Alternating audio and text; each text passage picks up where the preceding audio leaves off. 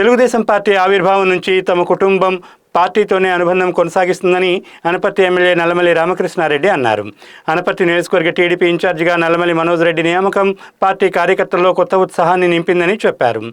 తూర్పుగోదావరి జిల్లా అనపర్తి మండలం పొలమూరులో జరిగిన కూటమి పార్టీల సమన్వయ కమిటీ సమావేశంలో ఆయన ఈ వ్యాఖ్యలు చేశారు.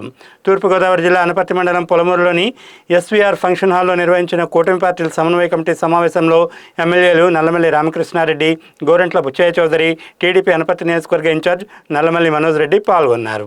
ముందుగా ఎన్టీఆర్, మూలారెడ్డి విగ్రహాలకు పూలమాలలు వేసి నివాళులు అర్పించారు. కార్గిల్ విజయ్ దివస్ సందర్భంగా అమర జవాన్లకు నివాళులు అర్పించడంతో పాటు చేనేత ఉద్యమ నాయకుడు పిరగడ కోటయ్య చిత్రపటానికి పూలమాలలు వేసి ఘనంగా నివాళులు అర్పించారు.